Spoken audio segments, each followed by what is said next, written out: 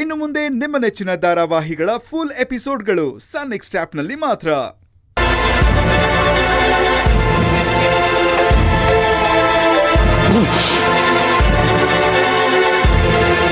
ಈ ಯಶೋದಂಗೆ ನಾನು ದುಡ್ಡು ಕೊಡದೆ ತಂಡ ಯಾವ ಕೆಲಸನೂ ನಾಟಕ ಮಾಡಲ್ಲ ಇವಳು.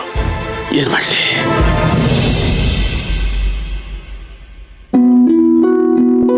ಅಯ್ಯೋ, ಮೈ ಇಷ್ಟೊಂದು ಸುಡ್ತಾ ಇದೆ, ಜ್ವರ ಬಂದಿದೆ, ಆಸ್ಪತ್ರೆಗೆ ಹೋಗೋದು ತಾನೆ?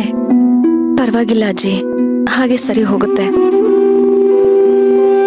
ಮೆಡಿಸಿನ್ಸ್ ಏನು ತಗೊಳ್ದೆ ಹೇಗೆ ಹುಷಾರಾಗ್ತೀರಾ? ಅದಕ್ಕೆ ಬನ್ನಿ ಹಾಸ್ಪಿಟಲ್ಗೆ ಹೋಗೋಣ. ನಂಗೇನು ಬೇಡ ಭಾವ, ಪ್ಲೀಸ್. ನೀನ್ ಹೇಳಿದ ಮಾತು ಕೇಳದೇ ಇಲ್ಲ ಕಣೆ.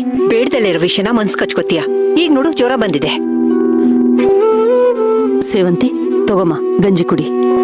ಬೇಡ ಅತ್ತೆ, ನನ್ಗೆ ಯಾಕೋ ಹಸುವಾಗ್ತಾ ಇಲ್ಲ. ನೋಡಿ ಅತ್ತೆ, ಗಂಜಿ ಕುಡಿದೆ ಮಾತ್ರ ನುಂಗೋಕ್ಕಾಗುತ್ತಾ? ನೀವಾದ್ರೂ ಹೇಳಿ. ನೀನ್ ಕೊಡಿಲಿ. ಬೇಡವಂತೆ ಗಂಜಿ. ತಗೋ ತಗೋ, ಸ್ವಲ್ಪ ಕುಡಿ. ನೀನ್ ಬೇಡ ಅಂದ್ರೆ ನಾನ್ ಕೇಳಲ್ಲ, ಕುಡಿಬೇಕಷ್ಟೇ. ಸುಸ್ತಾಗುತ್ತೆ, ಕುಡಿ ಸ್ವಲ್ಪ.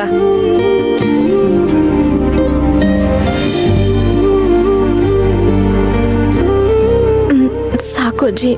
ಸಾಕು ಅಂದ್ರೆ ನಾನು ಕೇಳೋದಿಲ್ಲ, ಇಷ್ಟು ಕುಡಿಬೇಕು ಈಗ. ಕುಡಿ, ತಗೋ, ಕೈ ಕೊಡು, ತಗೋ.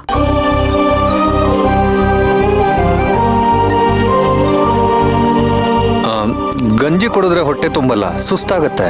ಗ್ಲೂಕೋಸ್ ಏನಾದ್ರು ತಂದು ಕೊಡ್ಲಾ? ಎಳ್ನೀರು? ಅದೆಲ್ಲ ಏನೂ ಬೇಡ ಭಾವ. ಯಾಕೆ ಬೇಡ? ನಮಗ್ ಜ್ವರ ಬಂದ್ರೆ ನೀವು ನಮ್ಗೆ ಎಷ್ಟು ಕೇರ್ ಮಾಡ್ತೀರಾ? ನಿಮಗ್ ಜ್ವರ ಬಂದ್ರೆ ಹೀಗೆನಾ? ಎಲ್ಲ ಮೋಸ ಅದಕ್ಕೆ. ಅದಿರ್ಲಿ, ಇದಕ್ಕಿದ್ದಾಗ ನಿಮ್ಗೆ ಇಷ್ಟೊಂದು ಜ್ವರ ಹೇಗ್ ಬಂತು? ಇನ್ ಹೇಗ್ ಬರುತ್ತೆ? ಆ ಪೂಜಾ ಅಮ್ಮ ಬಾಯಿ ಬಂದಾಗ ಮಾತಾಡದ್ಲಲ್ಲ, ಅದನ್ನೆಲ್ಲ ಇವಳು ತಲೆಗೆ ಹಾಕೊಂಡಿರ್ತಾಳೆ, ಯೋಚನೆ ಮಾಡಿರ್ತಾಳೆ, ಜ್ವರ ಬಂದಿದೆ. ನೋಡಮ್ಮ, ಪೂಜನ್ಗೆ ನಿನ್ನಿಂದ ತೊಂದರೆ ಆಯ್ತು ಅನ್ನೋದು ನಿನ್ ತಲೆಯಿಂದ ತೆಗೆದಾಕ್ಬಿಡು. ಹೌದು ಕಂದ, ಹಣೆ ಬರ ಬರ್ದ ಬ್ರಹ್ಮನ್ಗೆ ತಿದ್ದಕ್ಕಾಗ್ಲಿಲ್ಲ ಅಂದ್ಮೇಲೆ